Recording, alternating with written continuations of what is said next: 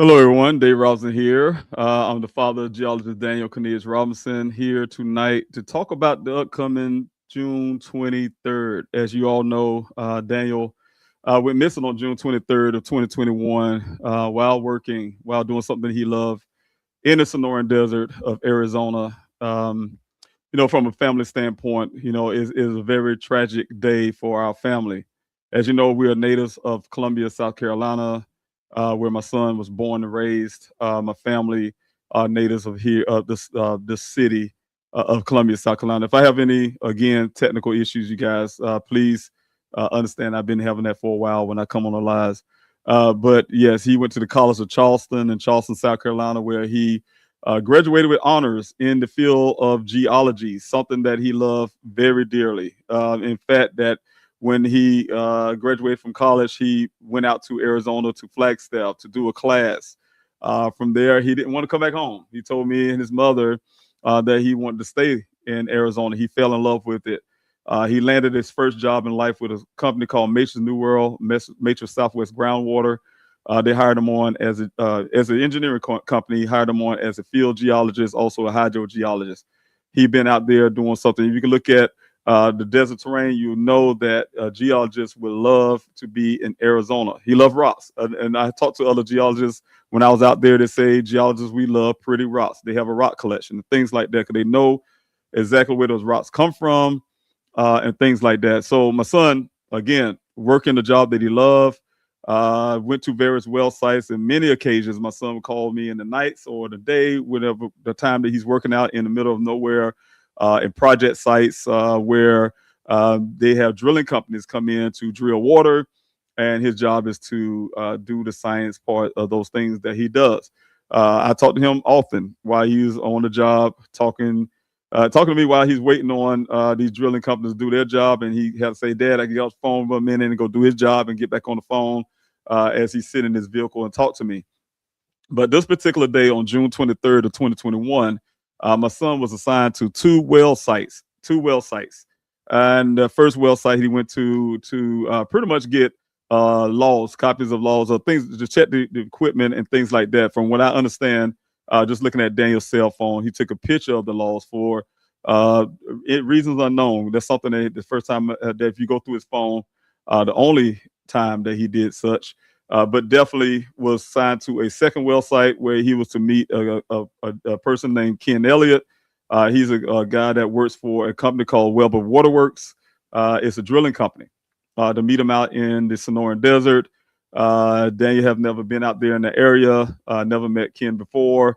But the story is that Daniel went to meet this one person out on the side of Sun Valley Parkway. That is a road outside of the Sonoran Desert. It's in the Sonoran Desert, but it's a road that runs through the Sonoran Desert.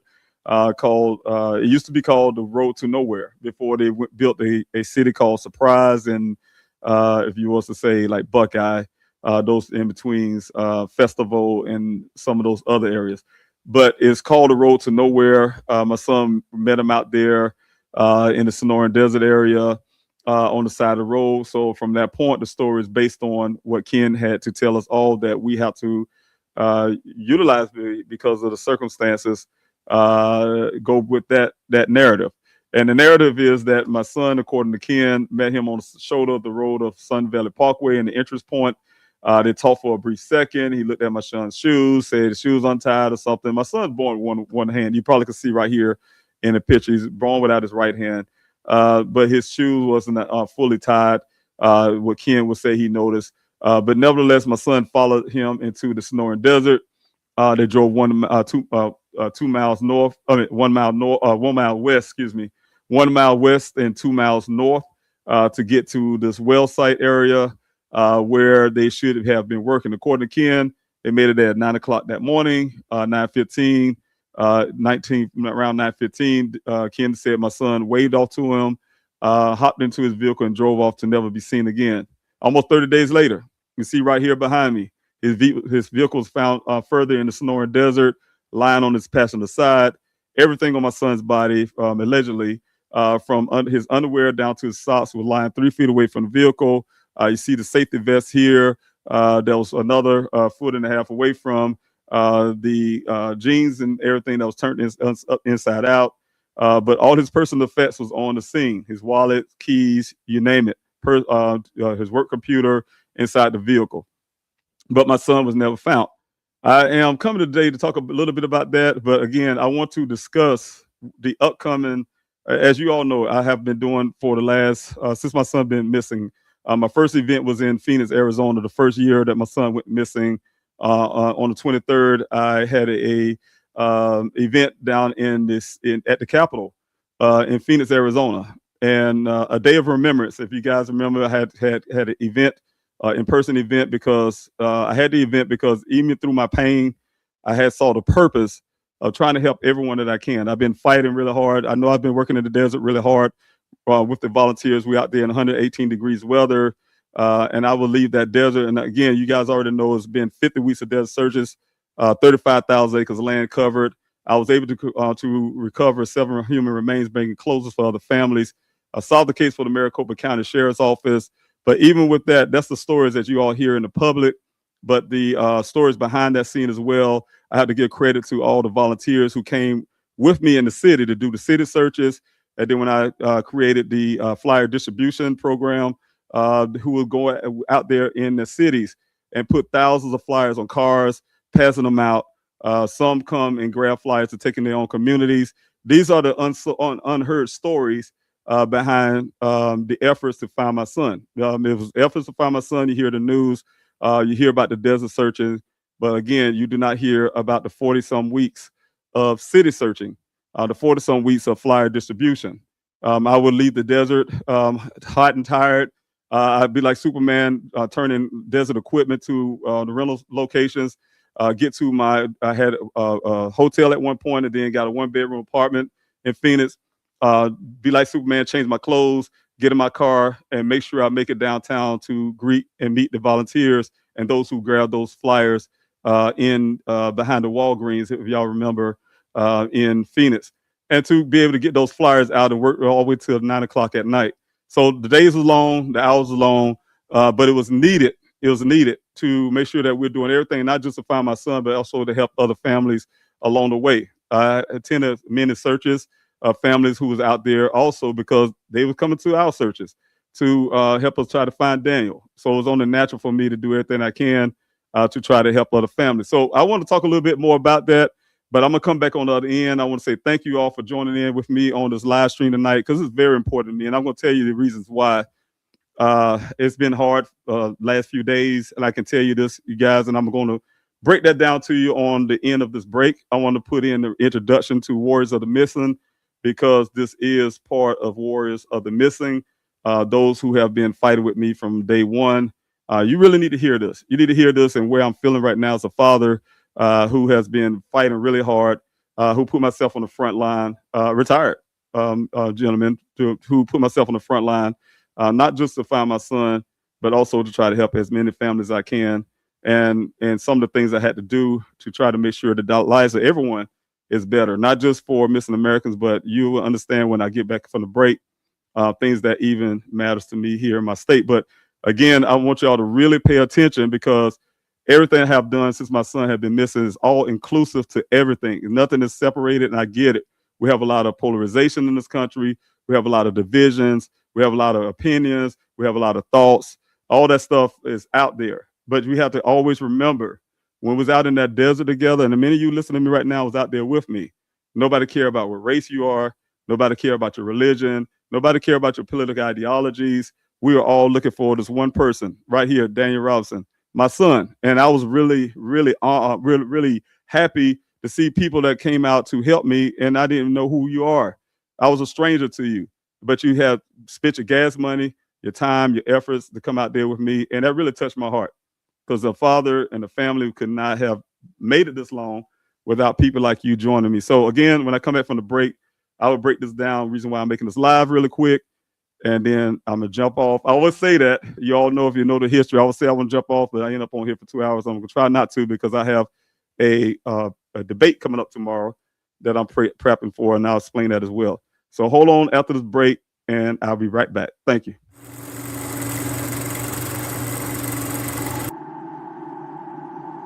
When the lights and camera turn off, I will be here. When the interest and conversation fade, I will be here. When there's no one around, a father will do anything it takes to be there for his son, to protect his family.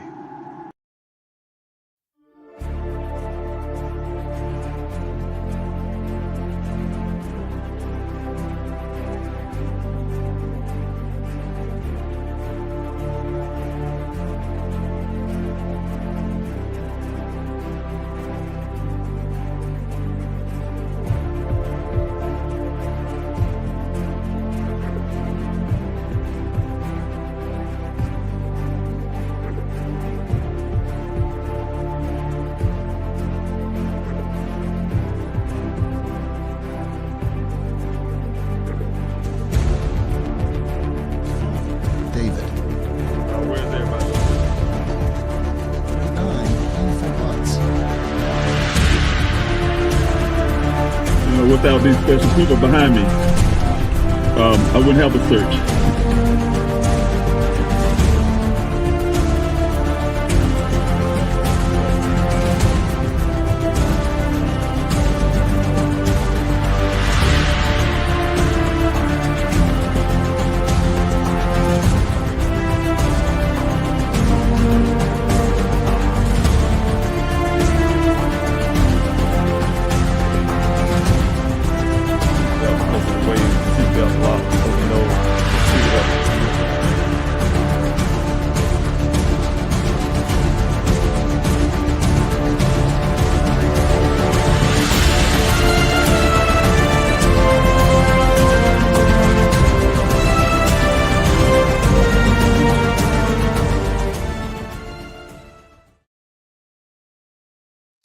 Hello again, everyone. Dave Rosser here, father of geologist Daniel Robinson. But I also have to tell you, I am also a candidate for U.S. Congress. I'm back. I just wanted to take a quick break because this is a hard time for any family who have missed a loved one. As you all know, for the last almost 5 years, will be on the 23rd of this month that my son has been missing. I try my best not to make anything about me, because it's never about me. It's never about anything that I do. I often like to say, a lot of people say, hey, here's a father who left his, I remember when I first went out to Arizona, they had this news articles that say a father drove over 2,000 miles to go search for his son. But I don't think that's a hero event, because I couldn't imagine any parent, father or mother, wouldn't do the same thing, especially in my circumstance when you wasn't really thinking clearly, when you could have jumped on an airplane or get there a lot faster, but you weren't thinking so clearly because you're devastated that your young child, your youngest boy, is missing. And so, but nevertheless, it started that way, made it out to Arizona. You all know the full story of that. And I'm trying to make sure for those who may not know the story, I may do a short Q&A after I have this discussion, because I'm really intending to really not do a long live, because again, like I said before the break, I have to do a debate on tomorrow, and I've been trying to prep for that debate, because I'm here tonight to talk about that. I'm here tonight to talk about the events, everything that happened when my son went missing. I decided to, for myself as a father, start my own investigation, because we already know that that law enforcement was not doing their part. They're, often in families' cases, you'll find that law enforcement are stagnant. They make their own impressions and their own opinions about how things should be approached. They'll tell you things like you got to wait 12 hours, like they told us. They'll tell us things that, we see this all the time. They're a grown person. They can leave if they want to without having any type of evidence. And those things often cause problems that we have now. It caused this right here, what you see right here behind me. Also, the first thing that we deal with is technology. We are living here in 2026. I remember, and this is going to probably tell you how old I am, but I remember when I was growing up, we would see faces on milk cartons. That's what we see while we're making our corn flakes or our frosted flakes and Fruit Loops or whatever you name it. We would see a face on a milk carton that says somebody was missing. Being a kid, you really don't take a whole lot into it, but like, oh my God, somebody's missing. And then you'll think it's one person, one child, or one adult is missing. And a lot of us right now do not know what's happening in our country unless it hits home. And that's exactly what happened to my family and I. It hit home. And when it hit home, it caused me to get into the reality of what's really happening in our country, to even learn about the statistics that we have to face when it's happening in our country. It's happening in our country on our noses, and we have so much polarization, we have so much anger, we have so much separation that these things are happening, and there's not a voice there that's actually big enough to drown out the noise that we see every day in our news cycles of things that has caused us to have more division, more anger, more separation, and then we see our lives going through hell. Excuse my expression. So tonight, I'm not trying to get into any type of political thing, but I want to help everyone understand how I got into the political ring.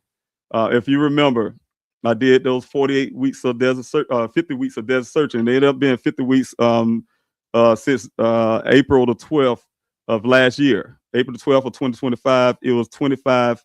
It was 20. Desert searches out there. 50 weeks. Excuse me. I'm getting all these numbers up. It was 50 weeks of desert searching out there as of April last year. If you all can remember on that search, April 12th, Gabby Tito's father, Joseph Petito, joined me in the search. That was a search where it was at the time I didn't realize that. I remember Joseph called me and say, "Hey, David, I've been wanting to go into search for a while. I wanted to come to the search, but it didn't dawn on me because of the news cycle that came in, because Mr. Petito was there. I really, as I was addressing the public, the volunteers, that it was the 50th week. 50 weeks of desert search. Can you imagine? And I'm telling you why it was so huge and so significant to me, because it's unheard of. It's unheard of to see after 50 weeks of desert searching, people come out in the way they did. Still came out to help me find my son, because people realize how big the Sonoran Desert is. How if you're not out there, I can tell you, if I can get some witnesses right here on the screen with me, they will tell you how intimidating the desert really is. You can stand in one spot where this vehicle is, and you can go in one turn less than 1 foot each direction, and you can go on forever, and it spreads out. So can you imagine trying to search that area by foot? We didn't have the equipment of law enforcement. We didn't have all the things we had. That's the reason why you saw the GoFundMe, and God blessed me with the money to be able to get equipment and things like that to keep volunteers safe. So we could talk about that some other time, but what I'm saying is the people was out there with me, and that's how we got to this point. Because I would not have been able to do 50 weeks of desert searching by myself. When I have found the 7 human remains, I get you guys what law enforcement try to. We already know Buckeye Police Department has always. They already got Chief Hall at the time got suspended, and one had to quit for falsifying documents, falsifying crime statistics. When you find 7 human remains out there for 7 families, those increase the crime statistic out there. Of course, they're naturally going to try to bust it down to 1 or 2. That's what they do. But the fact is, we did not. While I was out there, if you guys go to my son's the website that I have for my son right now today, you'll see something say submit info, and I can tell you, be careful what you put on there, because it goes straight to the Buckeye Police Department, because they're the one that told us that it was human remains. We did not guess on human remains, so we kept count, and it came up to 7 human remains. So that's how I came up with the number. Because again, if you got 2 femurs, we all got 2 femurs. You come with another one, that's a person and a half. You just keep on getting those numbers. So make a long story, I don't want to go that far deep into it, but we often know that we was out there working very hard in that desert, and that really encouraged me as a father to see people out there in 118 degrees with me in the Sonoran Desert searching by foot, by air. Some have their drones, some have their horses, some have their SUVs and all the kind of equipment to go out there with me in that desert. And I really appreciate each and every person that have done that, took their time to do that, because I couldn't have done that by myself. And what I'm saying is also I had to make sure tonight I include everyone who not just been in the search. Not everyone can come out to the search. A lot of people can come out to the cities. And many of you know, some of you also took some flyers while you was at the desert searches at the end. But there was also some that met me at downtown behind the Walgreens to gather some of those flyers. And before I even had the flyer distribution, as many of y'all was going with me to check the hospitals and the mental health wards and so on. I got to thank my A team. I have an A team that's still friends of mine today who helped me with paperwork, make sure I stay organized. I had my search coordinator and logistics coordinators and the people who worked in the staff of the desert, that with the team I put together to even do the searches. I had to thank them too. There's been some things that happened that we haven't been really close like we should be, but I want to thank them too, because we all did this together. It was impossible for David Robinson to do it by himself, and I really appreciate everyone who helped me. I can't say for David Robinson, for me, I have gained something that I thought would never be possible. One thing I got is some type of strength. I remember the day of driving the road when Daniel first went missing.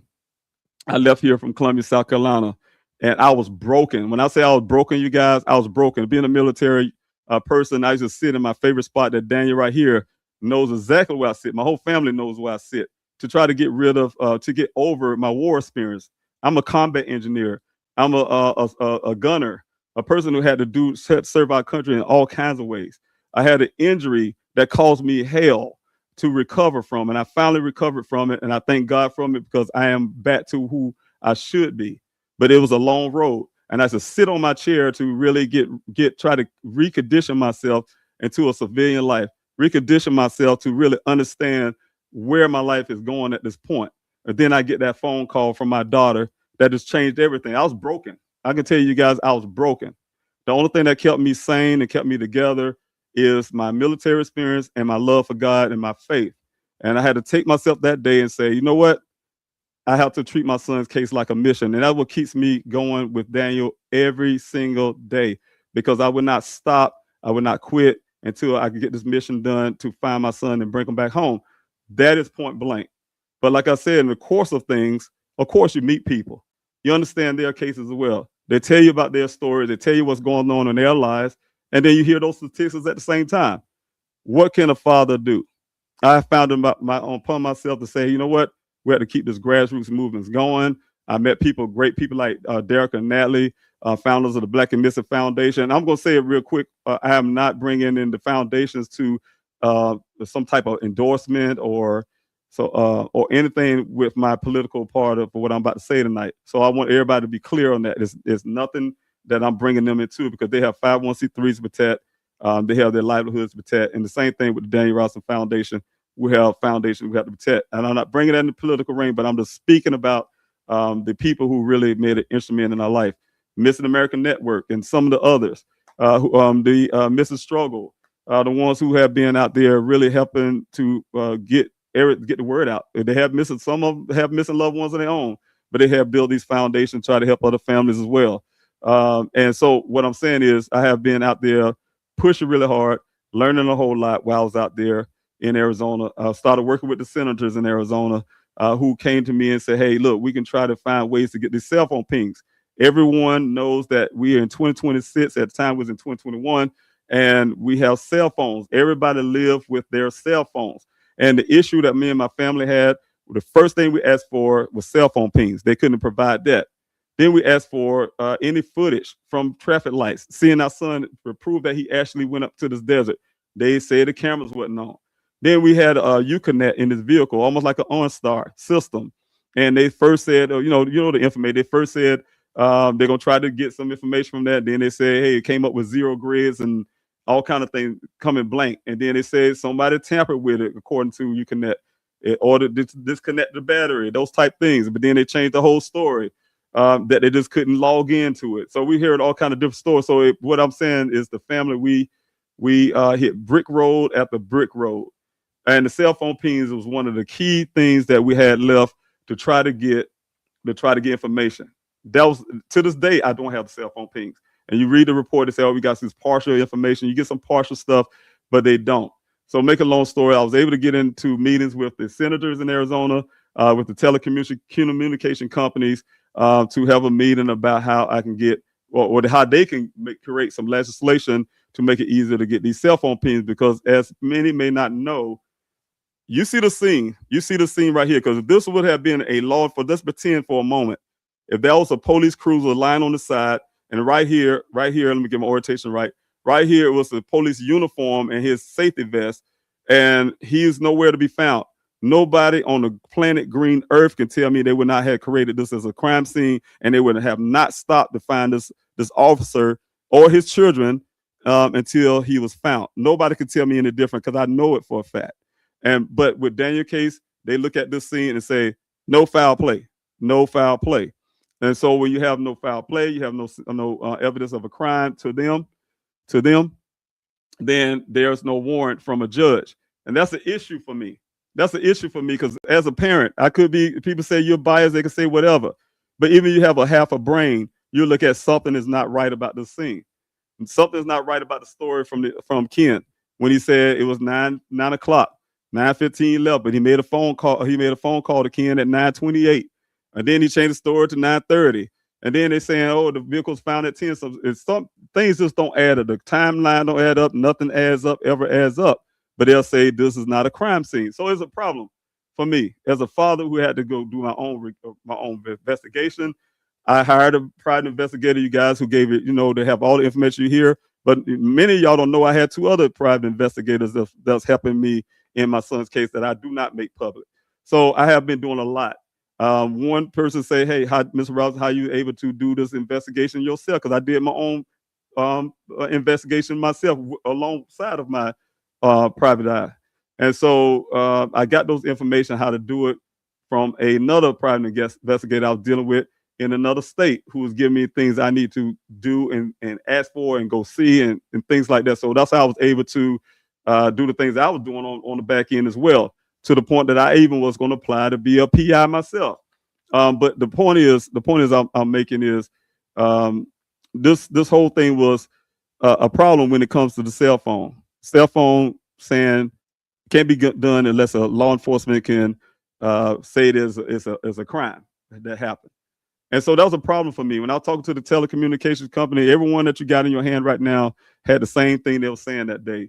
Oh, they're hiding behind. I heard stories in the meeting where they say something like, well, if we give this information to a family or someone looking for their missing loved one, what if they really want trying to kill their spouse and we give them the information and they go find them and they murder them or something? We don't want to be responsible. Those I heard all kind of crazy stuff. You got scenarios. Scenarios don't even make sense what they're saying at the time. But that's what they do. Then you get around that part. Then they say, hey, look, well, we don't even have the information anymore. We have retention policies. We get rid of them in 30 days and all this kind of crazy stuff. And so what it did for me was make me sit in the midst of all this, out here in the desert, working really hard, during the weekdays, doing all these interviews and things. You guys, what I've been doing daily lives. I was doing these lives right here with the same background here every morning, 2 times a day, every day, diligently, trying to get word out, trying to make awareness about missing Americans. I was exhausted and tired, but I still managed to spend my nights to tell everyone I can on social media, in the comment section, to tell them thank you. But in the meantime, teaching myself how to write a bill, because I am determined I'm going to get this cell phone ping information for my son. I am determined. But it wasn't just for Daniel, because I know what I'm doing for my son will also help other families along the way that I've been desperately trying to make awareness for. And so what I'm saying is, I wrote that bill. Because when I told the telecommunication companies, I have one right now. He don't work for AT&T any longer, and he called me, text me the other day saying he want to help me in my son's case. So he would tell you, if he could tell you, they told me that they don't have the retention part of it and everything. And so I went ahead and made the bill. To make a long story with that, I wrote the bill. And I told them, what I'm saying, he could tell you that I was saying to them, I'm coming through your back door. Back door to me, meaning I'm going to run. That's when it dawned on me in my brain. The senators couldn't come with a solution. The telecommunication were resisting. Then don't worry, I'm going to help some policies changes. I'm going to help some legislation changes to make sure that no family have to go through this BS ever again, because it don't make sense when we have 600,000 Americans go missing every year. I'm going to do something about it. So I sat down and taught myself how to write something and do something. So I wrote the bill, and I knew right then I was going to run for U.S. Congress, and I did.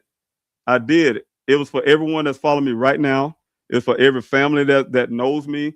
It's for everyone who's really right now that I know have 600,000, 3,000 people go missing every day, 2,000 children. 40% of all missed cases are people of color, though we make 14% of the population. Those things matter to me. And when I started to run for office, I mean, I'm gonna back up a little bit. Y'all often heard me before I decided to run for office. Heard me say, I'm fighting for my son. And it's kind of weird because Daniel is always tried his best to try to get me to move to Arizona. And that's always telling me and him, matter of fact, had even a disagreement one time about how many trees in Arizona versus in South Carolina. And I told him, look, man, I'm a tree person, first of all, but I'm definitely a water person. And he knows that. Arizona just don't have enough water for me. And so I laugh because I remember our conversation. But the thing is, I could easily go back because when I started losing funding and I couldn't stay in Arizona any longer, and I had to come back here, and I knew that law enforcement were really going to drag their foot once I'm out of Arizona. It was a loss to me, but I had to come back here because funding don't last forever, and I had to come back here. And when I knew that was going to happen, and I knew I was going to run for U.S. Congress. But the problem is that when you come back, law enforcement not going to do. Y'all guys know that every time I have things done, that anything that law enforcement did, they'll brag, say, "Oh, I did these searches," because I had to push them to do it. I had to threaten them to do it with protests and all kind of stuff. Get in their face when I'm in their office and talking to Sheriff Pazone and Chief Hall and Anderson and all the others. I can keep going, Mayor Woods and some of the other ones. But the point is being able to do all that kind of work. What I'm saying is I had to come back here, but the work wasn't done. I want everybody to understand that everything is all connected, because when I decided to run for U.S. Congress, I was putting myself at risk because I was hurt. I was broken. I was still broken. I knew I had to leave. And that was the hardest thing I had to do, to leave Arizona and leave my son behind. Because you guys remember the first thing y'all heard on the news, they said this father said he's not going to leave until he's find his son. And it felt like a broken promise, because I had to leave, because funding don't go forever. I'm just a retired military guy. That's it, And so what I'm saying is, I had to come back here, but I knew I had to do something. I had to do something. And so, like I said, when I finished writing that bill and got it together when I was back here in South Carolina, I filed. I remember the first day I went to an attorney that I know. His name is Attorney Williams. He was like a block away from the Democratic Party. And I know, and I'm saying this right now to everyone, and I'm saying this for a reason, because I first ran, and I told everyone who's following me right now, and I had many people say, "Oh, Mr. Robinson, you're such a great father, and you a great advocate," and things like that. And then when I ran for office and I said I'm a Democrat, then same people came on to say, "I thought you was a good father." See, that's how polarized we are, and how it don't even make sense when people say that. All of a sudden, I'm not a good father no more because of a political ideology, and we turned that into it. But I don't want to get into that part. But I decided to go run for office, because I said, you know what? I talked to Mr. Williams, Attorney Williams, and about a different thing, and he said, and I told him, "Hey, look, I'm getting ready to think about running for U.S. Congress, because I really want to get this bill that I created pushed, right? And I don't really trust that anybody's going to push it like I'm going to push it." And so he said, it's only customary. It's customary to go to the party and tell them you're going to run as a Democrat. And I'll say, okay, how do I do that? He said, oh, they're a block away from here. And so that's what I ended up doing, going a block away from his office and talk to the chair, who is the chair of the state party here in South Carolina, and told her that I was going to run for U.S. Congress. And so, to make a long story, to skip that part, I ran. In 2024 with Daniel Robinson law in my hand. Something that I know that will help everyone I have been fighting for the last now 5 years. Not just my son, but everyone, like literally everyone. It was in my hand. I didn't know it was all that great or anything. I just had it in my hand to take with me to Congress, and that would be one of the things I'm pushing. Mine is, you guys, and I want to say this for those who haven't been following me and who's in my state right now that's listening to me, because I do have a campaign, but also had in mind the fact that I live in my district all my life. Like I told you before, me and Daniel, my family, we are South Carolina natives. We are over 13 generation, this family being here in this state before it was even called South Carolina. So the point I'm making is I have an affinity for my state, the people here. I'm from here. I know my state. So I have issues that have always been bothering me, and everyone have that because we talk about that's why we're so polarized. Everyone has something that we don't like what these politicians are doing, and we're angry. We talk to the TV all the time, but we'll never do anything about it, but talk to each other about it and cuss at television and things like that. But because my son went missing, and because I had a bill in my hand that I want, it made me get up out of my couch in a sense and do something. Do something more than I did when I was out in that desert, fighting for my son and doing doing all these lies for families, having them on. You guys know I had these events where I make sure I have families there to highlight their stories as well. It's not ever been a selfish thing for me and my family to make sure that we are highlighting and doing everything we can for other families too along the way.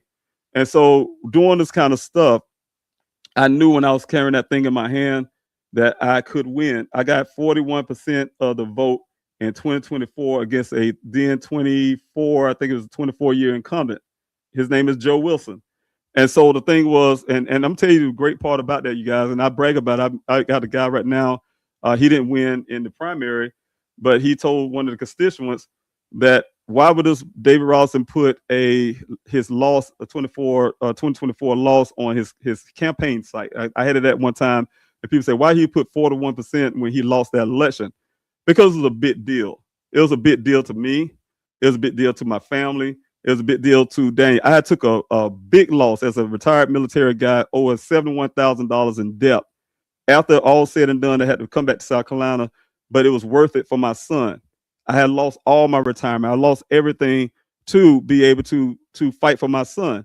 So for me to ever be able to run for U.S. Congress with less than $12,000 on a campaign, with only two people in my campaign, by law I had to have a treasurer and I had me. Then I got almost 89% of the vote in my primary, and then I got 41% against a incumbent in comparison to some other candidates that ran in our Congressional District 1 and one that ran before I did against Joe Wilson. 41% just like I did, but it had millions in their account. So that was God by himself, because God told me he's a majority by himself. I have the backing of you guys who have been watching and seeing everything I did, put my life on hold, stopped, did everything. You all heard me also tell you over and over again, I haven't been on a vacation, not one time since before COVID. We couldn't go nowhere. And then after COVID, my son went missing. And I'm still doing it to this day, never had a vacation. So that's the reason why I say it matters to me, because I put my sweat, blood, and tears to actually making a difference, actually do something. So it's getting up to the point where I'm coming up to tonight. And I want you all, and I'm talking to everyone who's been following me, who's been watching me, who's been praying for me, who's been on my corner for all these years. I almost gave up. I'm telling you this, guys. I ran this campaign that I have for 2026. We have party people that'll say they often have candidates that run one time and then quit. And, you guys have been watching me for the last 5 years. No, I don't quit on anything. I ain't quitting on my son, and I'm not quitting on you guys, and I'm not quitting on this campaign stuff, right? I just don't quit. That is me. If you see me in the street right now, you'll be like, I talked about this earlier. People say, this man putting out his own yard signs. He out there sweating. Yeah, first of all, I've been working since I was 7. I'm not afraid of hard work, and I'm a person who can work hard for everything. You see how we worked in that desert. What I'm saying is, my mom told me that, by the way. If you want a thing, you got to work hard for it. You got to work with your hands and get it done. And I've been taking that model for my whole entire life. But what I'm saying is, it was hard when I lost in 2024 against the incumbent. It didn't stop me from keep trying. It was November the 5th of 2024. That was a presidential year. I lost that election, but I launched my campaign the next day. Didn't stop. Next day, I announced that I was still running. And I've been running since. Been out there putting out flyers, been out making these I'm trying to do both, you guys. I'm doing Daniel stuff, and then I do campaign stuff. So if you guys ask me, like, why he kind of slowing down on the podcast that he do every day and every week, because it's hard. I didn't realize, I think the second time I ran, it was harder than the first time. Because then as you start learning more about campaigning, you become more involved. So I was more involved. I had to learn how to be a more speaking type person, To some people say be more articulate. That's probably something I'll never get because I'm just me. I'm just a regular old person. But to be this way and that way, I can't. I just have to be me. So it took a long time for me to kind of adjust this political stuff and then at the same time be myself. And so it took a lot of time. So when I started to run again this time, I can tell you the hardest part was I went ran and I went uncontested in a while for the whole entire 2020, the rest of 2024, most of 2025 until the summer. We had one candidate say he's running for office as well for the same seat on the Democratic side.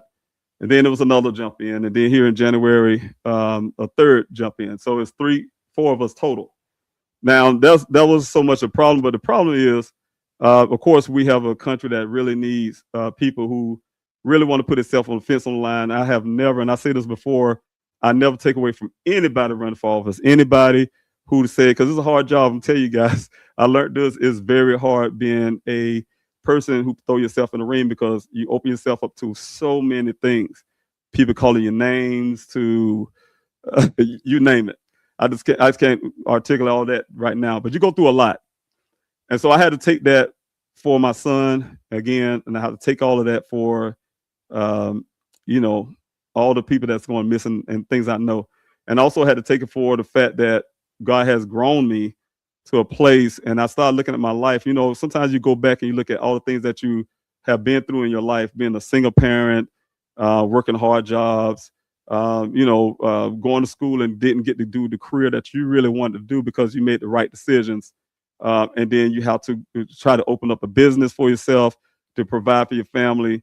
And then, you know, doing very well, decide to close the business so you can be patriotic, because you guys probably remember 9/11 when that happened, everybody cared what happened. And so my civil duty at the time was to give duty. I still was serving the country in a sense. When I remember, for those who live in Columbia, South Carolina, you know what I'm talking about. I went to St. Andrews Road, a recruiter center over there, and I went to the recruiter, and this one recruiters I heard don't tell you the truth. But this one recruiter, I'm a truck driver. I've been driving for 13 years. And he says, no, you don't want to go to Iraq as a truck driver. The convoys, them guys are dropping like flies. They're just replacing bodies. That's how you put it. I said, yes, I do. I want to go because we need people. And so nevertheless, he tried to talk me out of it, but I decided to go as an 88 Mike, which is a truck driver. And so I joined the U.S. Army, gave up my business, closed it down. It was a hard choice because I had to choose.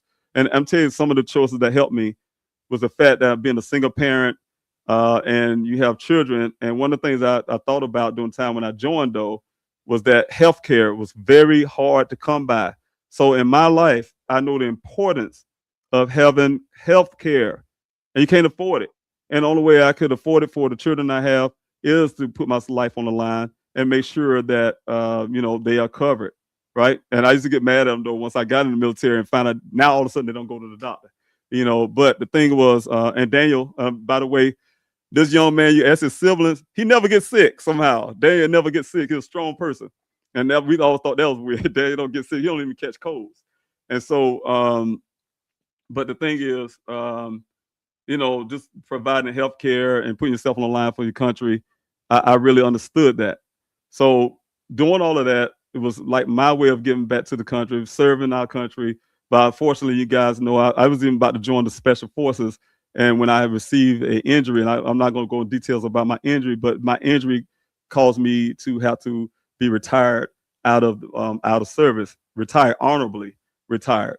So I had to go through a real healing process. It took me a long process to get past the injuries that I had in the military. And many of my battle buddies who probably watching right now on Facebook, you know what was happening around the unit for me. You probably can know the conditions that was issued that I have being a gunner, getting hit by IEDs. We know the things that happen to our bodies. So the point is, I'm saying is that I had to go through that.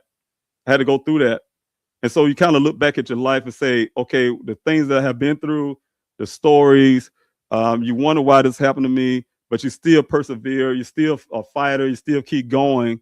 Then once I ran for U.S. Congress, and especially the second time, I started really understanding what it was for. With all that stuff that I have done, my lived experience, everything I've been experiencing all my life, what it really means now. And what it really means that I've been finding out is that a lot of times being around people who was in the desert with me, again, didn't care about your political ideologies, where your religion, where you're from. We're family. You guys know we get in that safety briefing. I was like people like Rose and Tracy and I mean, I'm going. I don't want to miss somebody's name, so I'll stop right there because I'll miss somebody's name and say, "Why you call my name?" You know. So what I'm saying is, all of us out there is family, and Evan and all the rest of them. We all family. That's what we talked about, and nobody had any different thoughts about that. And so what I always thought when I was out there, especially when running for office, I say that was a good model what Americans can actually do when we come together and really, really care about what's happening. Because we got so accustomed to the polarization, we got accustomed to the separation and everything. Nobody want to work with each other and none of that kind of stuff. So I have found that I had something not just to fight for my son, but also to give back to the country. I found that out really quickly. It's something that I didn't know I even had myself. But then, like I said, coming up to this primary, I was worried. I was worried because I worked very hard, and then I had to say to myself, David, it's not about you. It's not about you, because whatever God has for you, He has for you. What if I don't win? I'm telling you, I'm gonna go back a little bit. I won the primary. Of course, I had got again. I'm telling you the ironicity to this. I got 41% in 2024 against the incumbent, like I said. Then this primary that we had, primary election, I got 41% with the other three candidates running for the seat because it split the vote. But by rule, you have to have 50 plus 1%. That means I had to have 51% to move on to the primary or the midterm election. But that didn't happen, even though the majority of the people voted for me to go into the midterm election. But by rule, the 41% mean that we had to go to what is called a runoff. And I remember that night when I was looking at the results, and somebody said they kept saying, people say, "Hey, congratulations, congratulations, congratulations."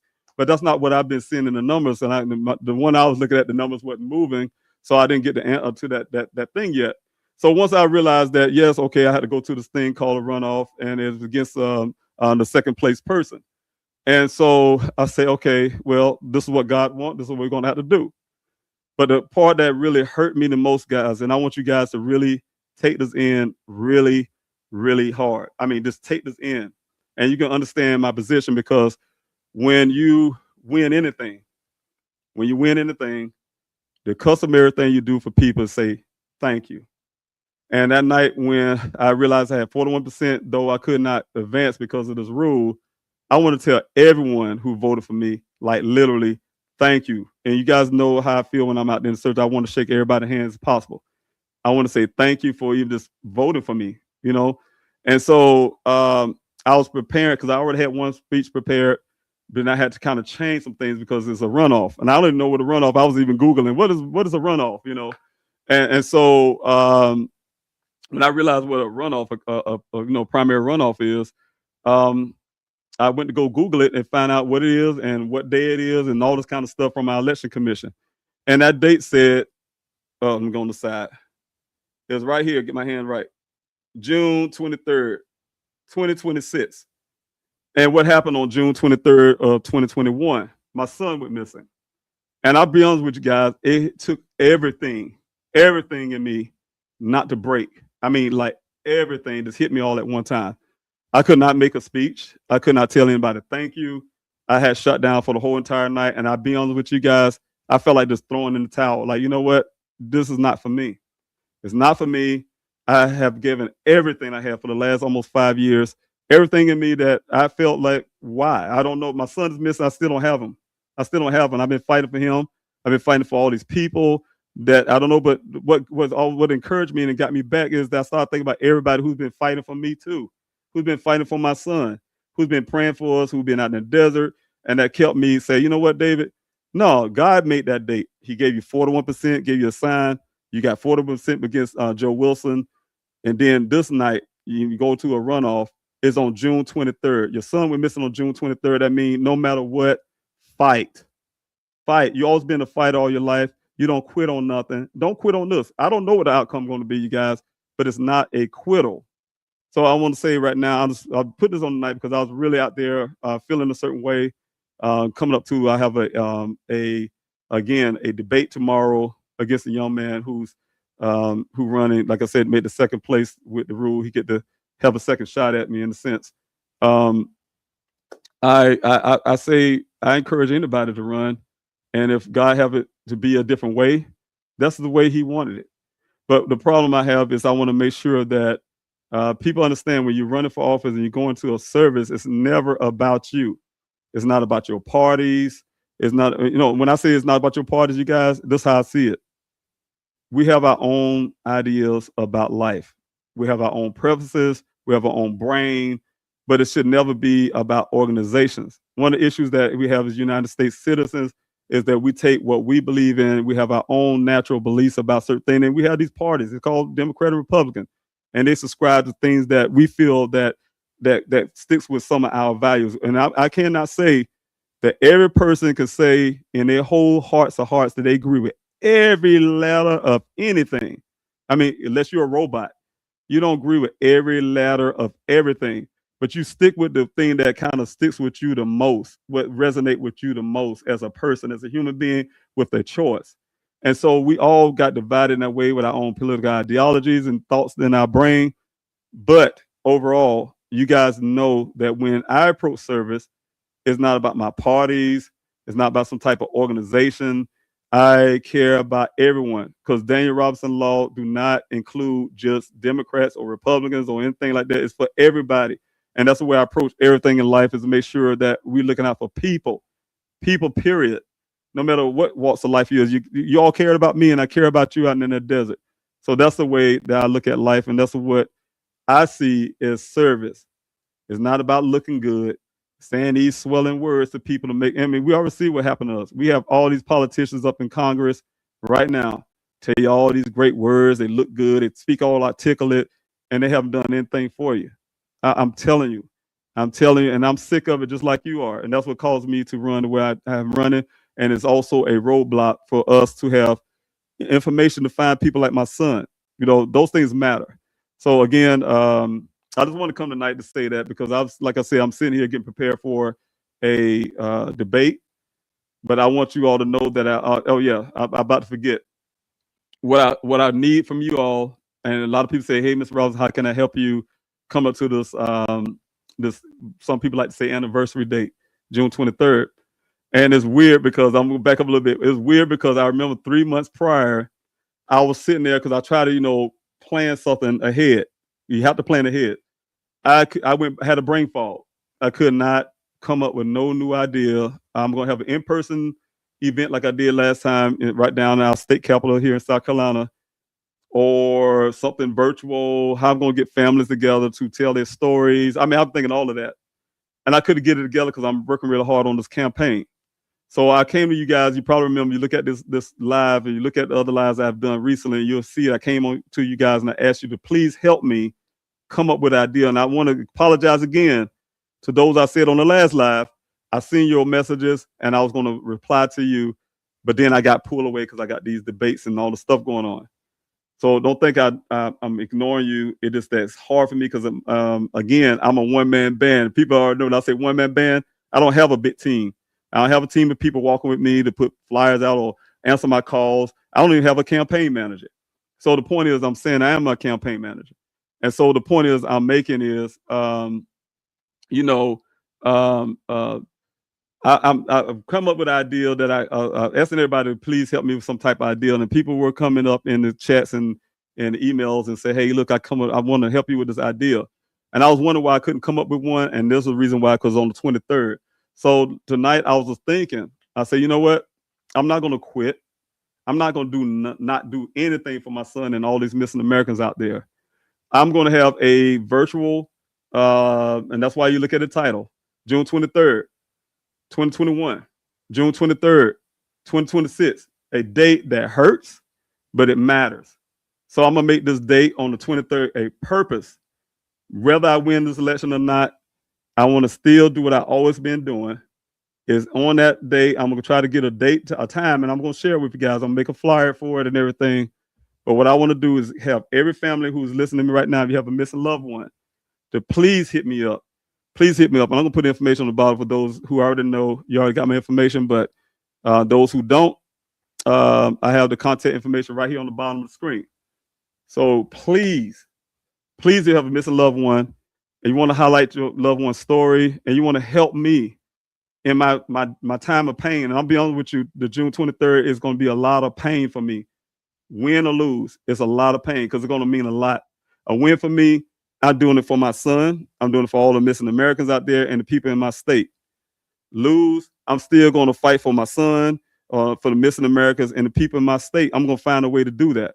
And so the point is, I'm saying is, I need everyone to join me on June 23rd on a virtual event where I'm going to have, I'm come up with a name. You guys can put in the chats right now to help me come up with a name for it. That would help me because, like I said, it's a lot of my brain. But what I'm trying to do is have half of this event about to make sure we're talking about and talk about missing Americans, highlight your cases, tell your story, show your story, give you opportunity to speak about your story and your loved one, but at the same time be a watch party. Because we normally, when you run a campaign, you have what they call as a watch party.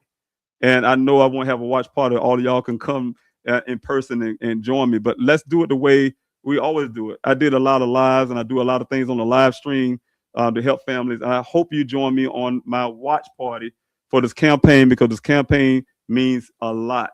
There's a lot on the line and it means a lot to me.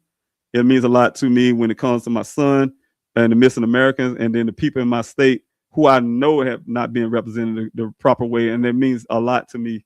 So if you guys can help me with that emotionally, join it. I'm going to put the date on the screen. I'll send out the flyers and watch the social media platform. You'll see the flyer because I'll sit down after tomorrow. I'm going to go to the debate tomorrow, but after tomorrow, like Tuesday, I will actually make a flyer for it and give you the time. And I'll make the live stream here on StreamYard. The families who say they want to join me on the 23rd, I will give them information they need, how they can join in and tell their stories. They can give me all your pictures like we always do. I can highlight and place your loved ones' pictures on the screen, and we could talk about these stories. And all of you can help the family by sharing these stories on your platform, and we can come up with a hashtag so more people can actually look at it and get these loved one stories posted everywhere, and including Daniel's story. And then at the same time, hopefully this live stream will go on. I think the polls close at 7:00 p.m. And when the polls close 7:00 p.m., as we're doing our live stream, we can get the results of this campaign that I've been desperately fighting for almost 5 years. And again, you guys, we'll get results of that, and then we'll kind of move on from that point on everything. So again, no matter how this thing go down, you guys know I got your back. I'll talk to families. You know I got your back. We're gonna keep pushing. We're gonna keep pushing. And matter of fact, I'm gonna back up a little bit. That same law, when I took it to go to Congress, I wrote a version for South Carolina. I took it to a senator here. His name is Senator Odd. I met him in 2024 during the campaign, and I took it to him. He was impressed because I have wrote it. He was impressed, and he's sponsoring it. Of course, you can't sponsor it because he's the elected official. I'm not. So he's sponsoring it for me right now. Is in Judiciary Committee. I don't want to get stuck in Judiciary Committee. So after this campaign, regardless of whatever happened, I need each and every one of you also again to rally behind me, especially those who are here in South Carolina, rally behind me to get this legislation pushed, this bill pushed to make sure it become law here in South Carolina, because I do have a version for Arizona and I have another version for Louisiana because I have a friend down there who also want to see the Clear Act push here in South Carolina, which I'm going to push towards that as well, and have it a national thing too. And you all know the Clear Act, because Texas is already doing it. It's almost like the Amber Alert, the Silver Alert, all those kind of things. But somehow they skip people like my son and your loved ones who don't fit the criteria of having those alerts. And the system, the infrastructure is already there. So why not use it? So again, thank you, everyone. I'm going to look in the chat session one last time real quick. And if there's any questions or anything, I will handle that. I see you all on the Instagram side. So I want to say thank you, everybody, for joining in with me at this moment. It's been an hour. I thought I was going to do 30 minutes, but that just don't happen. I live in Santan Valley, Arizona, and if there's anything I can do to help, anything I can help with, please DM me, sir, and I will. And I thank you, Justin. I'm planning to, regardless of fact, I keep saying that people say, David, you just don't stop. I don't. You guys don't know I go to bed most time, and it's not a bragging thing. It's a sad thing. A lot of times I don't go to bed at 3 or 4 in the morning, then I have to be back up at 7. So that is my life because I always got stuff to do. But what I'm saying is, I'll be back in Arizona, and some form of fashion I would be there to, because I have to, you guys. Buckeye Police Department not doing what they said they was going to do.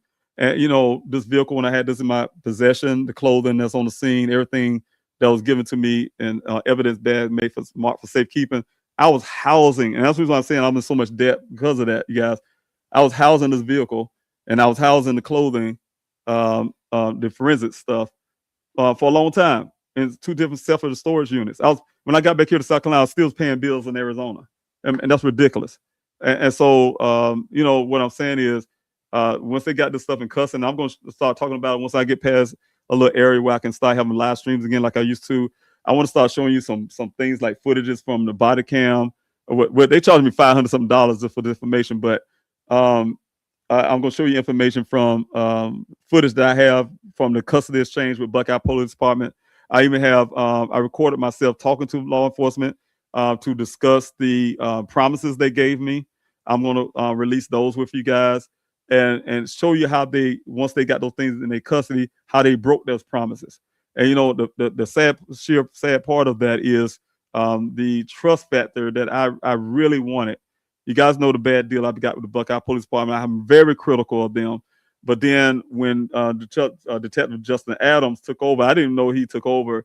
I just happened to make a phone call because I was wondering why they were so quiet. And they didn't even tell me they put a new detective on the case. The other one, he's gone. Detective Biffin is gone. And so I just happened to talk to Justin Adams, and he said he's really nice. He's new.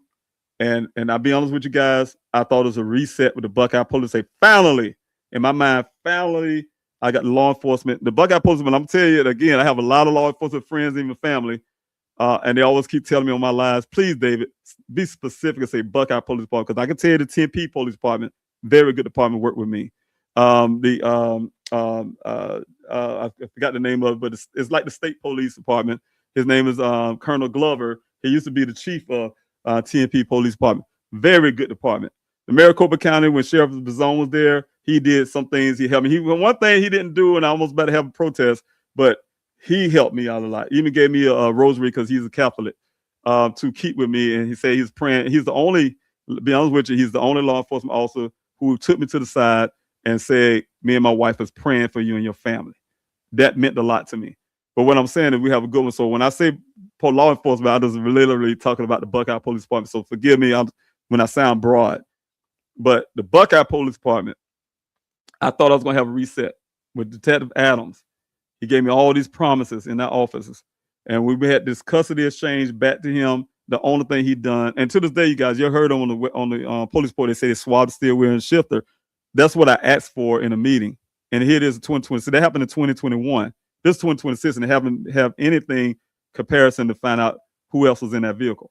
The other part, they say they're going to do all that stuff again when they got the custody of the vehicle now. And the clothing you see on the scene, once they got custody of that, they did nothing. Only thing Detective Adams did is he sprayed the clothing that you see on the ground right here with some kind of chemical like luminance or whatever they call the thing.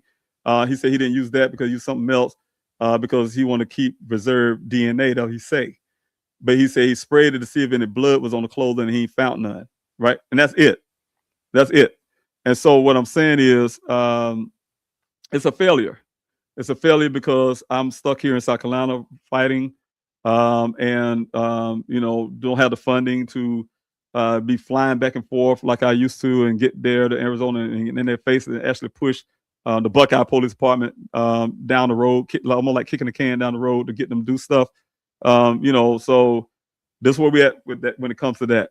But anyway, if anybody have any questions real quick, I'm just gonna answer about one or two questions, then I'm gonna have to jump off. I'm tired. I have to prep for this debate. And when I say prep, I'm a person who's not a scripted person. And I hear people say, "Oh, you're a politician. You have to be scripted." I just can't be that way. I just have to be me. I speak from my heart, and it's hard for me. I can't look on a piece of paper or something and say I'm gonna read what somebody wrote or something. That is not me. So it's hard for me to actually do that. So the way I do things is I think about what I need to say from my heart. Whether it comes off good or not, I don't know. Whether people make criticism about it, I don't know. But the only thing it is, I can say, I'm just not. Again, I'm not just articulate and dressed with these nice suits and stuff, and I can go on about that. I'm just regular old David. I'm regular old David who got tired enough for things that's going on, who's out here fighting for my son, who actually have a heart to care, who's a fighter, who just don't give up on nothing. All of that. That's just plain who I am. Okay, it's such a disappointment from the FBI from the FBI isn't doing anything to assist you on helping finding Daniel, and they have the technology to determine where Daniel went extracting data from his cell phone. And you're right. I went to you probably all can remember I had case. I had my attorney at the time. We asked Buckeye Police Department to bring in the FBI. Chief Hall at the time agreed that he is going to have the FBI come in to do a case briefing. And so my attorney immediately, at the same day, same hour, immediately sent a message back and say, well, we need to be a part of this. Meaning that if you don't want the attorney to be a part, she did add, then Mr. Robinson need to be there, right? He didn't respond to that message. And whenever they had this brief, because I was anxious, man. You guys know how I am. I want to be in law enforcement face all the time. And she was like, David, just calm down. Just give them a couple days to respond and all of this stuff. And I did that. But she wasn't right on that part because gave them a couple days to respond. Oh, they responded.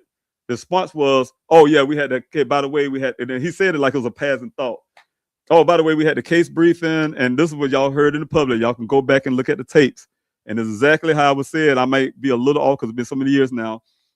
He said, Detective Bibber said, the FBI came in, did a case briefing, and they said, you, Mr. Robinson, are doing such a great job. We don't need to come in. And, it was devastating. And I'm laughing because I remember that, like, I was frozen. I was frozen because to me, it means like, you, Mr. Robinson, are doing such a great job out there in that desert by yourself. We doing better than the FBI, And so I didn't believe it. I said, that can't be what the FBI would say. And the part was I was telling the public I was all excited and waiting on them days to probably go do this case briefing. I did you probably see the videos too. I did a family press conference in the desert because I wanted to be around the volunteers who out there in the desert with me, my family, to do this case briefing. Because the last one was with my real family and this the NAACP and some other people at the police department. And so I said, I need to be here with my family, the people who out there in that desert with me day in and day out and sweating and doing everything together. And so I'm telling everybody that there's coming in, everybody cheering and happy. Oh, we got the FBI finally come in, and it was a disappointment.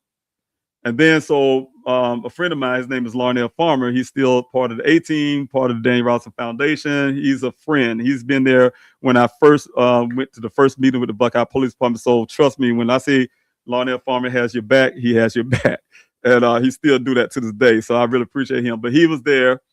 And to find out who, because he's former law enforcement, he's a law enforcement officer, former, and so he know how to work those channels, and he was able to find the agent who so-called did this case brief with the Buckeye Police Department, because he wanted to know what did the Buckeye Police Department tell him, because the facts is that everything you guys know about my son's case came from me. When I say it came from me, it came from all the information. Whether it was the bank account statement, when you guys heard about the gas purchases, and it came about the cell phone information to I mean, there's everything. I'm telling you guys, law enforcement didn't do they did zero. Well, Buckeye Police Department did zero. And so when I've hired my private investigator, y'all heard about the red transfer paint on the vehicle on the side that's on the ground. Y'all heard about the 11 additional miles. You heard about the damage don't mess terrain. You heard about, let me see if I can skid over this way. You heard about, oh, I wish I could move my head. Oh, there we go. Y'all heard about this orientation is kind of crazy, you guys. But you see the windshield, about the 2 impressions on the windshield to, like I said, the 4 to 6 initial cycles after the airbags deployed, the time of the day when the vehicle, I mean, I can go on and on and on. You guys, all the information that you heard about, everything came from my investigation, from my private investigators' work. And so Larnell wanted to find out what did they tell FBI to say, for the FBI to say, you, Mr. Robinson, doing such a great job on your own, we don't need to come in, right? So he found out who the agent was, and we call him and say, hey, Mr. Robinson want to have a meeting with you and XYZ. So he's, just like any person who really has people back, he was going with me. And I was really appreciate that him being a law enforcement officer, he can understand the lingo of what police talk about in case I missed something. And so we got there, we met each other in the parking lot. They knew it was coming, the time of day, all of that stuff, because that's how you do it when you go approach the FBI. Got there to the location right there, the Phoenix field officer, the same one that's working the Galtrey case right now that we're talking about right now, that came in and all this kind of stuff, right? And mind you, I'm gonna back up a little bit. In my son's case as well, Daniel had a ransom. Somebody, I had death threats searching for my son. I'm telling you what I had to go through out there in that desert. While I'm out there in the desert, you probably you'll look at the video, you'll see I have a sidearm and one of my legs sometimes on both. And then or you see me carry my AR. I did have an AR at times. And the reason why I did that in a search for my son out in the desert, because I didn't want to carry any kind of weapon, because I'm a military guy, like I said, trying to get over certain things in life. And my investigator recommended it because I had a death threat. I had death threats out there, and I've been surrounded by sometimes 200 volunteers at a time, and I don't know who is who. And I'm out there in the desert, and oftentimes I have to be out in certain places by myself, and I have to be protected. So that's why if you guys see them videos with CNN and all the stuff, and I got a sidearm and all that, excuse me, it's because of death threats. But I had death threats, and also I had ransom on Daniel. They had told me they'd broken his legs. They had him under this house. I mean, I had to go through all of the stuff that would mentally mess you up, right? And I went to the FBI. They did nothing. They did nothing in my son's case to this day. I went to that same field office, called them, and I said, look, I have death threats. I give them emails. The people found my emails. They say they're watching me. I even had them talking through my camera somehow on my computer. Say, hey, you need to put a shirt on and stuff like that. And so, I had problems. This stuff that the public really don't get to hear. But I had those problems. Went to the field. The only thing they did, called the FBI. Only thing they did say, oh, we're taking a report. They took a report. And then they told me they can't do anything because they're not invited by the Buckeye Police. Since you got a case with your son, you need to get the Buckeye Police Department to invite us in. Then we may be able to do something. So, okay, I asked the Buckeye Police Department. To this day, they have never, ever did anything about the death threats and the ransom that I had to go. And the only reason why I was able to get this ransom off, and I don't know if that's a bad thing or a good thing to this day, is because when I asked the perpetrators, whoever they are, show me, I had to go in, and I'm gonna tell you the hardest part for me and my investigator was to try to agree with these people to see how far we can get. They wanted me to meet them and all this kind of stuff to show me things. But the thing was, when I started asking for proof of life, that's when some of that stuff started going away. But the thing is, and I still have issues sometimes here and off and on today.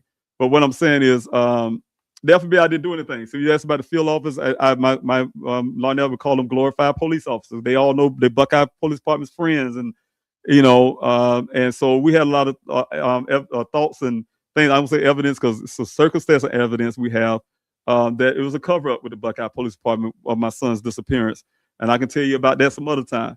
But the thing is, the FBI did not do the things that we see was happening that happened with the Gultry case, for instance. That same department, the same FBI. So when you say that, they wasn't coming in to help. And then I heard they was doing another case briefing, and they still didn't do anything in Dane's case to this day. And here's 2026. So that's the things that I fight against. All right. Thank you so much for being here. Also, I'm Zodiac Cancer. Thank you for your service. I really appreciate you. Also, June, thanks for being here. How I wish Daniel would be found. I have followed his story from the start, and thanks so much for being the support, your love and support. I really appreciate that, June. Also, PM Channel, there you go. Now I know you've been there from day one. I really appreciate you, PM Channel, for always being here. And I thought you was a moderator as well, but thank you so much for being here and always having my back too. I really appreciate you, Sanchez. Thanks so much for being here. Shout out from Arizona. Shout out to Arizona. Or from Arizona. Thanks so much, Sanchez. I really appreciate you. And shout out to all the Arizonians that helped me in this fight out there in that Sonoran Desert. Also, Lola Rue. Thanks so much for being here. I truly appreciate you coming on the YouTube side of things.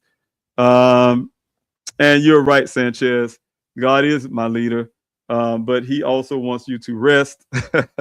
You sound like everybody around me. Yes. Your mind and your spirit. Hope for Daniel. Yes. He will. He'll give me that the opportunity to do so. And I really believe that, he will do that. But yes, you're right. I walk by faith and not by sight. And, you're right. I appreciate you. Okay. And we have here, Shay, thanks so much for being here. Please, dear Lord, bring Daniel home. Thanks so much for your prayers.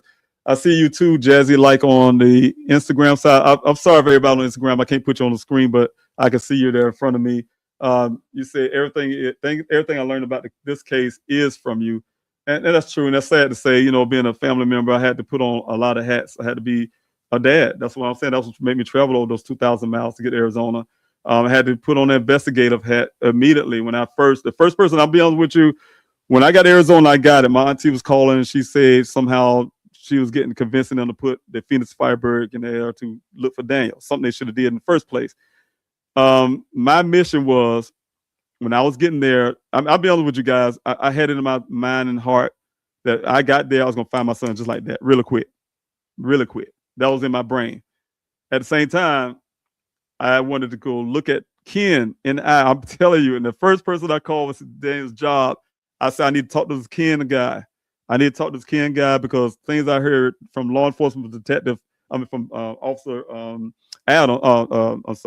Cruz, Officer Cruz, and that didn't sound like Daniel. I'm like, man, some things don't sound right. So I had to, from a grown man, especially a single parent, a grown man to another grown man, I need to look this man in the eye. We had to be standing like this, and I got to look in this man's eye. I was determined for that one. Because I wanted to see, I just wanted to see him tell me what he told law enforcement.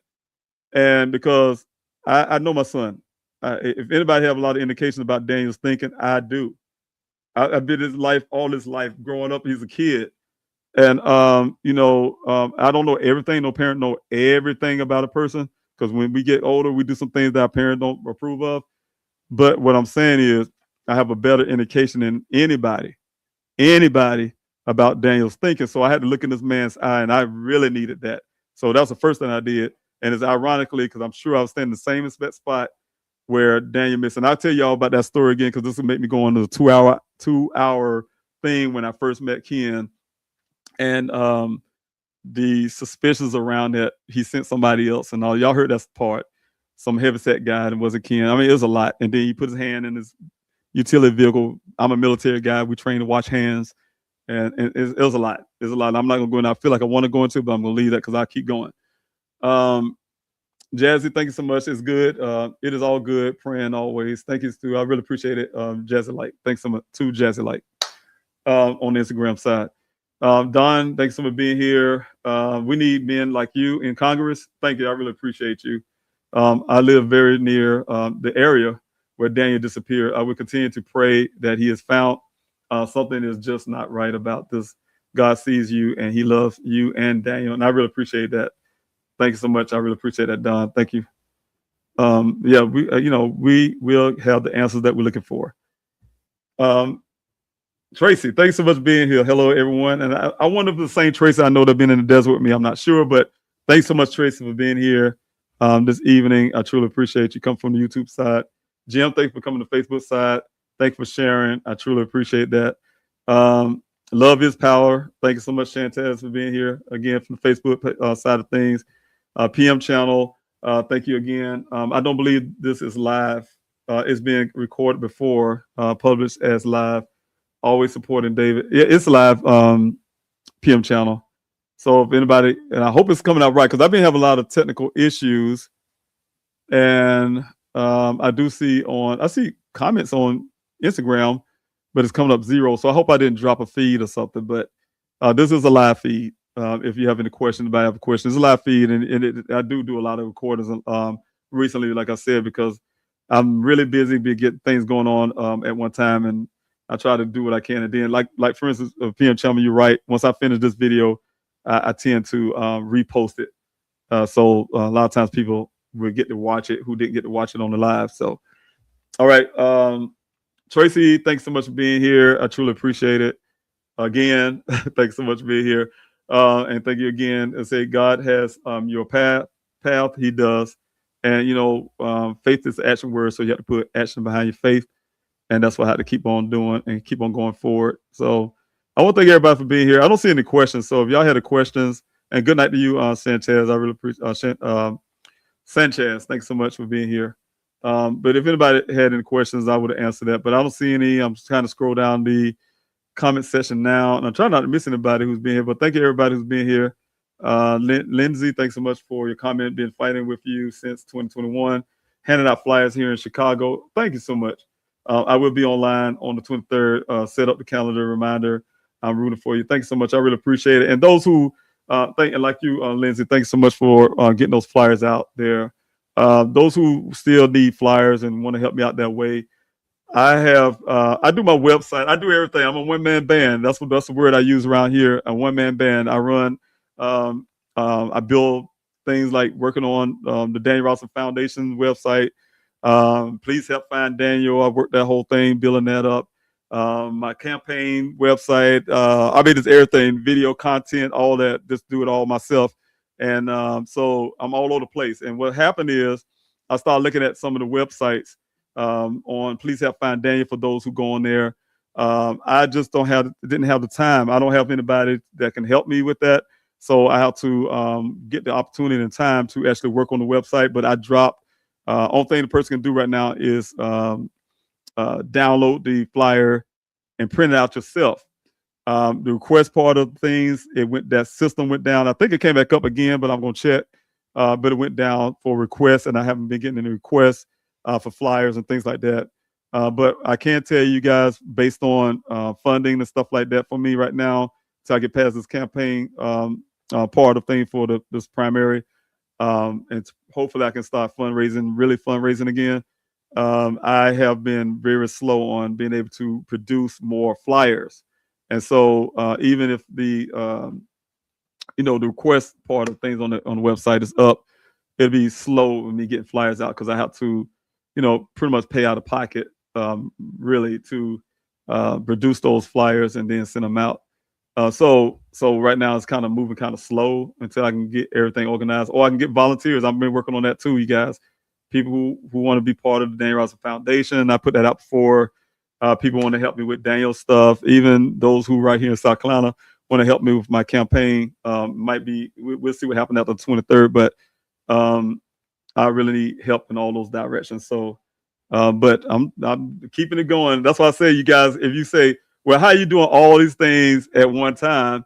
Because one thing God told me, and I had a campaign manager who quit on me. And when my campaign manager quit on me, I'm using that about my campaign.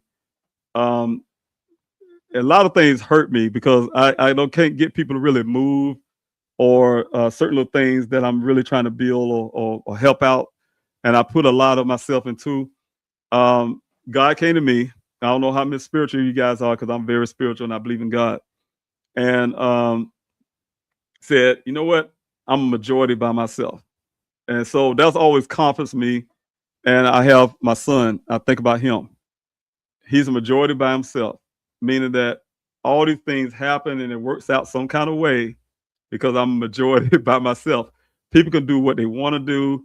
They can go all over the place and and do all these things.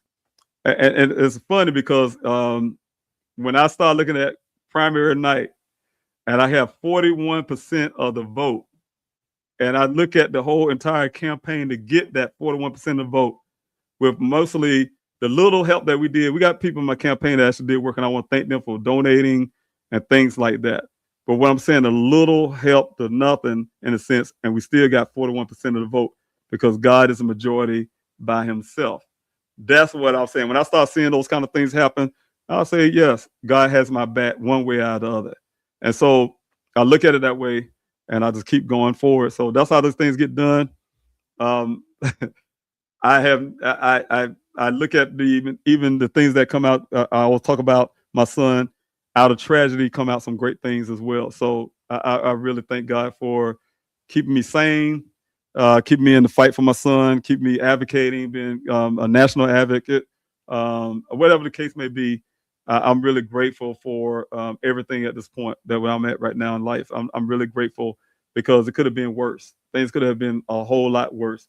And I thank you so much for your prayer, Jazzy. Like again, it's all good praying. Thanks so much. One question I have here, Duckin. Thanks so much for being here. And also, Geo Chad said, "Okay, Chad, I know you. I know you and your sister. I think you're the same Chad. You geologist, Chad. I'm gonna put it just that way." And yeah, thank you so much for being out there with me too. Has Ken said anything else in the last few years? Not that I know of. He didn't say anything to me. He hasn't said anything to law enforcement. I haven't heard anything about him. Last I heard from Ken was when he was doing interviews. One time ago, you'll never hear me say the word his name and his last name, but he put himself out there, so I can freely say his name now. But I haven't heard anything from him other than things he said on. I forgot what show that was. He was on when Daniel's mother and his brother was on. I think it's called Disappeared. And he said something on that show last time I heard from him. Thanks so much, Miss Hatcher. Thanks so much. I said, oh dear Lord, I was hoping that Daniel had been brought home. Always pray that he will be. And I pray that he will be, and I have faith on that one too, because I'm gonna do everything I can to make sure that happens without giving up. Thanks so much for your prayers. I truly appreciate you. And say praying for your son to come home. Thanks so much. Also, thanks so much, Mint Pasty. Thanks so much for being here as well. Isn't there any kind of petition to be made and force that police department, I guess, to leave the case over to another, so we can look into the phone, etc. and all. I have done that with Sheriff and Zone. He's people understand this. Sheriff Department supersedes everybody, right, in that county. And Maricopa County, my son, the Sonoran Desert, right here, where my son was missing, is in Maricopa County.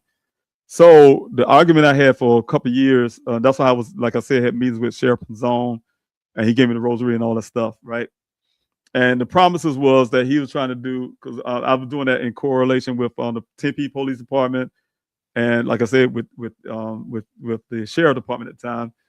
And we was working meetings out through the mayor and all the stuff. I mean, it was a lot. We was doing to try to find ways to get my son's case moved over to the Maricopa County Sheriff's Office, where I felt more comfortable. And there's a lot of reasons why.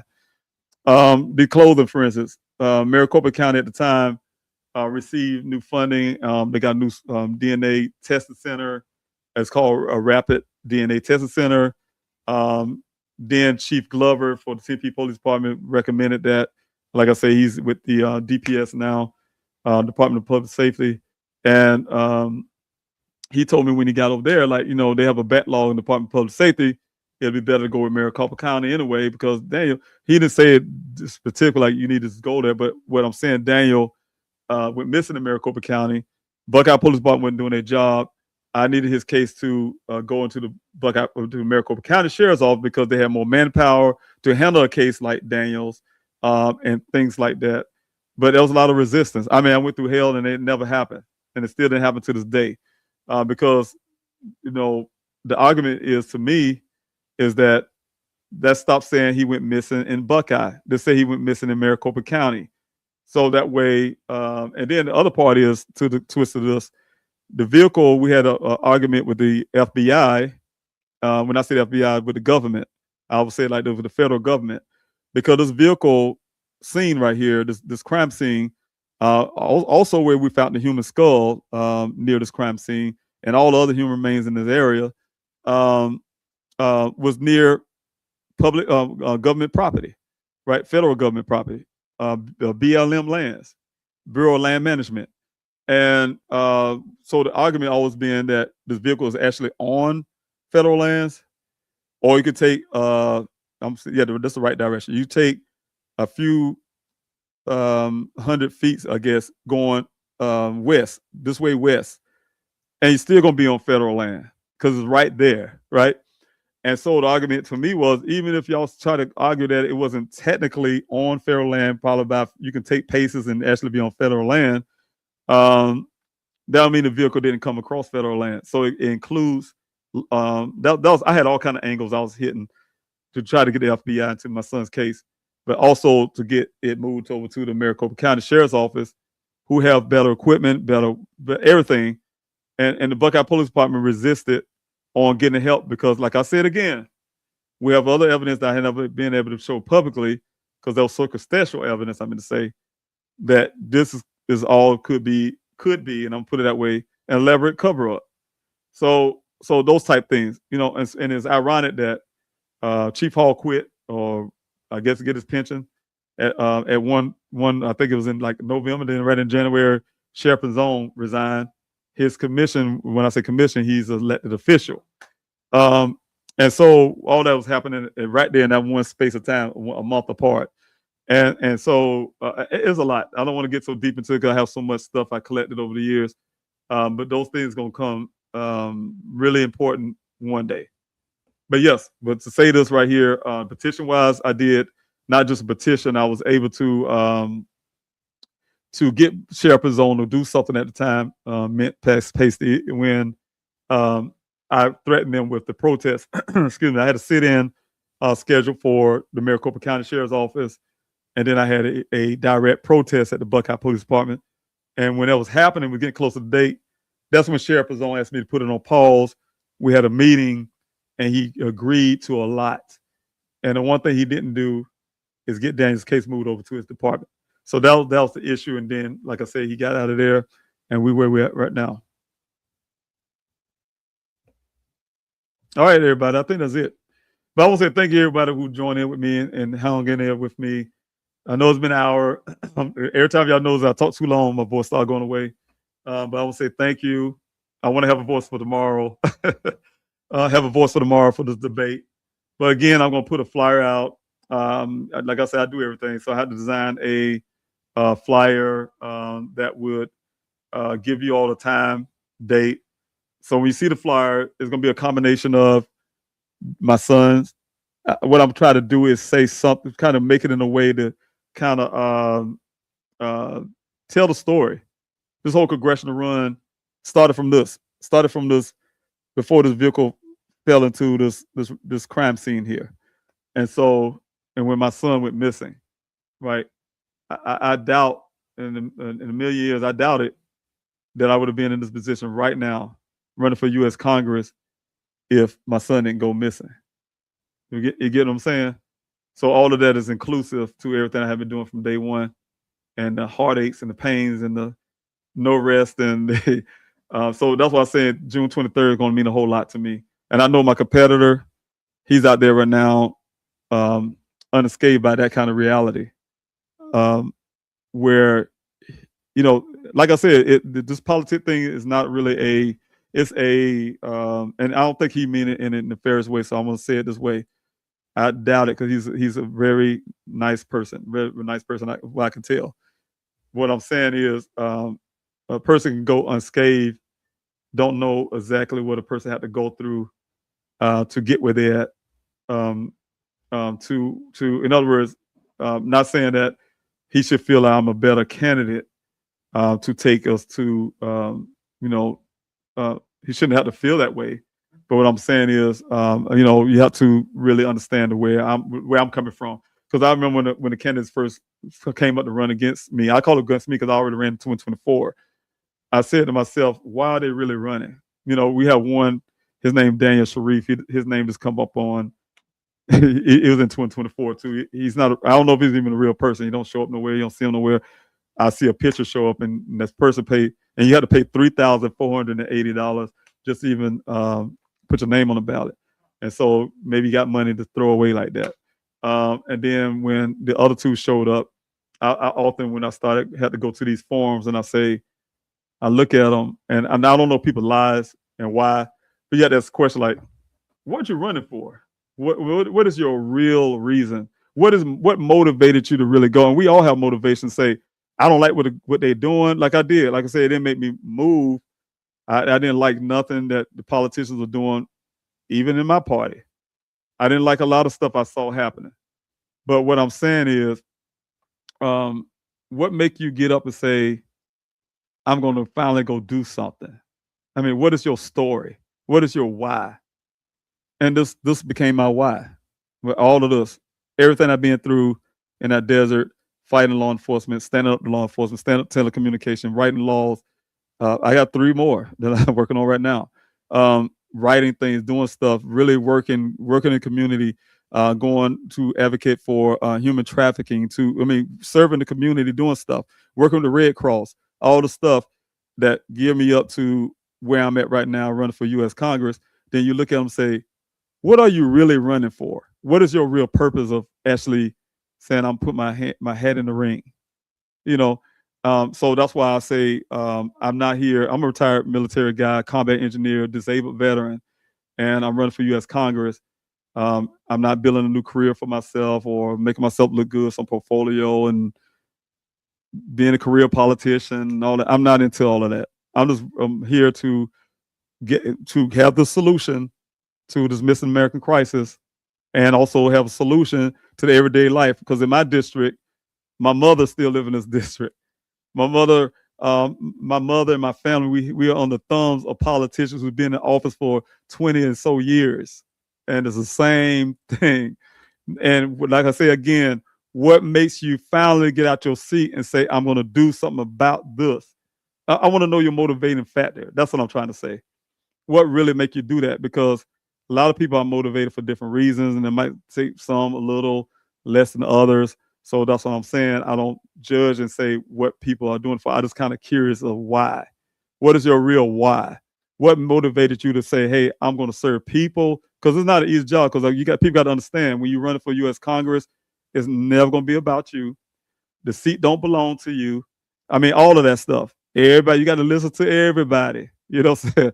You can't just say, I'm going to pick and choose who I'm going to listen to, my constituents.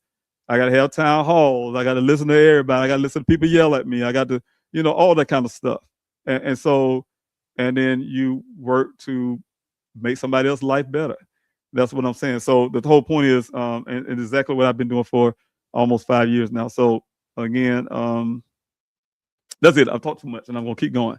All right. Love y'all. Talk to you later. Y'all have a wonderful night. The rest of your weekend. Hope you have a good weekday. Pray for me on my my debate. I had one before, but this one's gonna be a little different. And so take care of y'all. Y'all take care of yourselves and to stay blessed. And we'll talk soon.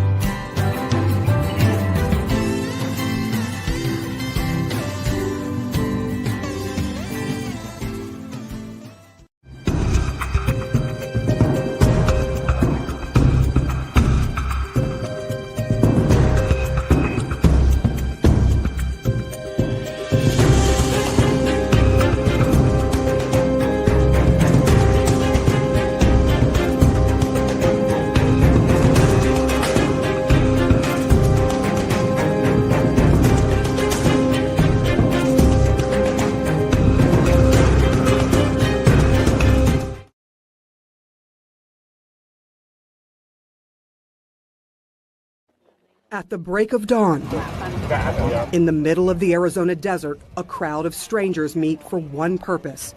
You guys coming out here to help me out, I really appreciate that from the bottom of my heart. To help another stranger, a father desperately searching for his 24-year-old son, Daniel Robinson. Since he was a child, he liked to challenge everything. He was born with a challenge. And I wanted to introduce him to prosthetics because he's born with one hand. We quickly learned that that's something that Daniel didn't want. He let nothing stop him. He decided to be a geologist once he got into freshman year in college. He excelled that. He graduated with honors. Daniel's first job is checking the viability of water wells in the Arizona desert. He loved this area, of course, because of the rock formation. You're a geologist, this is the best place to be. But the terrain became a hellscape for his dad when Daniel went missing back in June from his job site. And what number search is this? This is search number 14. Navigating the dangers in the desert, the Army veteran knows firsthand time is of the essence. When I called the Buckeye Police Department, they told me that I had to wait actually 3 hours because they had a 12-hour, report time when you can say a person is missing. Then I called them back and put in a missing person report. I got very worried. That's when I got very worried. I asked the Buckeye Police Department to go out and search that area. The officer told me that they were going to send a vehicle out there, a helicopter out to search for him. I was relieved. And then he called back an hour later and said, no, it was a no-go. I'm his dad, and he's my son. I've lost all sense of reality. At that moment, I said, you know what? They're not going to look for my son. I'm going to have to do it myself. Before he arrived, police did decide to search on foot and with helicopters. This is the last place your son was seen? The last place. What do you think happened, David? I think a lot happened here. I'm very suspicious. But he doesn't know what. A month in, there's a break in the case, and police call Robinson. I got afraid, actually, that it's going to be some bad news. He said, no, we just found his vehicle. Some ranchers found it, and then at that point, we conducted our investigation and additional searches. What was the condition of the car? If it had rolled over, it sounds like it was pretty bad. Yeah, the car was on its side. The sunroof was kicked out at that point, so he might have exited through the sunroof. His wrecked car in a ravine, both airbags deployed, Daniel's cell phone, clothes he was wearing that day, and a case of water all found at the crash site. But not Daniel. People don't just disappear into thin air. True. Does that sort of feel like what's happened to here? Yes. Yeah, it's very, very challenging case. No matter how much the family asks for this to be a criminal investigation, can you make that happen? We can't make up evidence. Absolutely suspicious circumstances related to the case. Frustrated and heartbroken, Robinson hired a private investigator.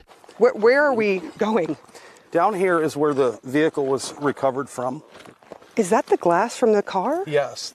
When you looked at this accident, what are the discrepancies that you noticed right away? I believe it was in more than one collision. What does the data from the black box of the car tell you? That there was 11 additional miles on the vehicle since the airbags came out. What does that tell you? That tells me it was crashed somewhere else. Does that sound suspicious? What explains that? Well, we had the national expert that came in and provided us his findings, and then they ended up speaking to an expert at Jeep, and the expert says, yes, sometimes that happens, and it's not unusual. But the data also shows someone tried to start the car 46 times after the crash. That's something we can't explain. It begs the question, again, the family is saying it's criminal. It's got to be a reason danger. Do something. Right. No, I agree. But we need information. We need evidence. He's got a lot of theories. His words, I think, were, I don't think they cared. What do you say to that? Couldn't be furthest from the truth. Losing hope, Robinson began pleading for media coverage. It literally took 3 months. While Robinson searched for his son, the country became riveted by media coverage of another missing persons case, the case of Gabby Petito. In my situation, people think I love our children less or something, or they're less important. In 2020, more than 543,000 missing persons records were filed. More than 480,000 were cleared. And 40% of the missing are people of color. There are a lot of Gabby Petitos and Natalie Holloways in the Black and brown community. That's why former police officer Derica Wilson co-founded Black and Missing Inc. and says too often their cases go untold. Eventually, local stations did stories and citizens began helping search. Did you know Daniel? No, I just wanted to help. You're just helping out a stranger on a Saturday. Yeah. Why? You know what? I can't imagine what that man's going through. As the search for Daniel goes into its 5th month, another family is in the midst of a terrible mystery for a 5th year. The family of Nikki and Ariana Fitz. Ariana is very energetic, very happy.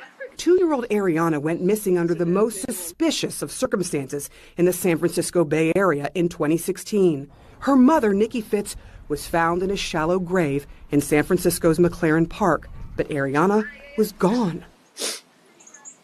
It breaks my heart that Ariana's not with her mom and Ariana's not with her family, but it also breaks my heart even more is that I know that Nikki wants nothing more than Ariana to be with us, to be home. Tessa Fitz says she is convinced her niece Ariana was taken by people close to Ariana's mother. San Francisco police searched for weeks. They had some leads, but no arrests. A digitally altered photo was made of what she may look like now. And she's 8 now. I don't want to see this in a picture. I want to see her face in person. Should Ariana Fitz be a household name like Jean-Benet Ramsey? Absolutely. Why is her case any different from Kaylee Anthony? I can tell you, the color of their skin is the only difference. For 5 desperate years, the family has continued searching using flyers, social media, and Black and Missing Inc. Do you think it has anything to do with color? I try not to put myself in the mindset of the race issue with her media coverage. All I want is for there to be the media coverage for her. I think she deserves that. The Fitz and the Robinsons want only one thing, with hugging their missing children once again. Do you think that Ariana is still alive? I do believe that Ariana is still alive, and it would mean everything to me to know where she is and to find her. I wait for that day every single day. I believe that day will come. How long will you search? Till I find my son. I have to. I mean, he's my responsibility. Sarah Seidner, CNN, Buckeye, Arizona.